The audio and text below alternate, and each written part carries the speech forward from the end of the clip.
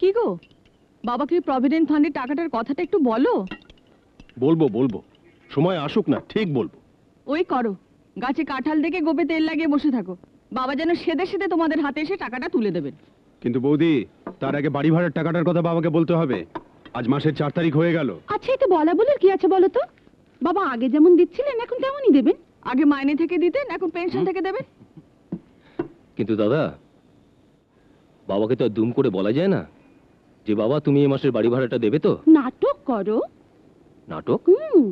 বাবা এলে দাদা বলুন, বাবা একটু আগে বাড়িওয়ালা এসেছিল তোমার খোঁজে এই মাসের বাড়ি ভাড়ার জন্য, আমি একটু বাদে আসতে বলেছি। দেখো না বাবা কি জবাব দেন। মন্দ বলনি, দেখা যায়। বৌমা শোনো শোনো, আসি বাবা। সদানন্দের সঙ্গে রেল পাড়ের বাজারে গেছিলাম, সে ভালো রুই মাছ দেখে কিনে নিলাম, তার সঙ্গে একটু টাটকা সবজি।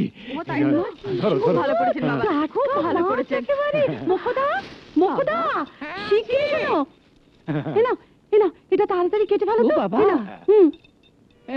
দেখে মনে হচ্ছে টাটকা, এখনো পেয়ে শোনো শোনো শোনো, এটা ভালো করে মাছের ঝাল দিয়া করো, বাবা খেতে না খুব ভালোবাসে। হ্যাঁ, যাও যাও যাও যাও। বাবা বাজারটা এবার থেকে আপনি করলে খুব ভালো হয়। আপনাকে একটু চা দি বাবা। দাও দাও দাও। বৌমা, হ্যাঁ বলুন।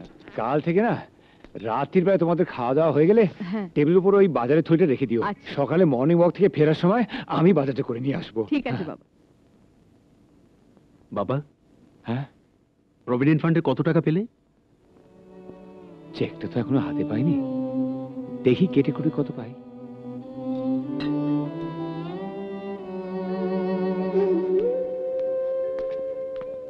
দাদা, বাড়িওয়ালার কথাটা বাবাকে বলো। বাড়িওয়ালা? কি হয়েছে বাড়িওয়ালা? না, ওই বাড়িওয়ালা সতীশ হালদার এসেছিল একটু আগে তোমার খোঁজে। বলো যে প্রতি মাসেই 3 তারিখের মধ্যেই তোমার বাবা বাড়ি ভাড়াটা দিয়ে দেন। হ্যাঁ। তা এ মাসে তো 4 তারিখ হয়ে গেল, এখনো ভাড়াটা পেলাম না। তাই না, আমি অবশ্য বলেছি, আমি বলেছি যে বাবা তো মর্নিং ওকে গেছেন, এখনো ফেরেননি, হ্যাঁ। আপনি নয় সন্ধেবেলাতেই আসবেন। হ্যাঁ, আসলে প্রতি মাসে তো তুমি বাড়ি ভাড়াটা দিয়ে দাও, হ্যাঁ। তাই বলছিলাম যে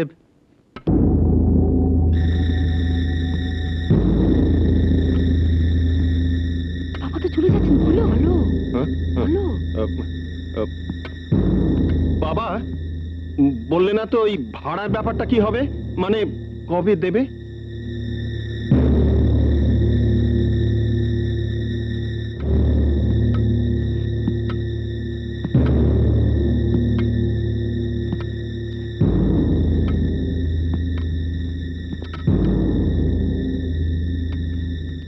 সতীশ হালদার বোধহয় বুড়ো হয়ে গেছে, তাই কোনো কিছু মনে রাখতে পারছে না। গতকালই ওকে বাড়ি ভাড়াটা দিয়ে এসেছি। এই না, রসিদটা ওকে দেখিয়ে দিও।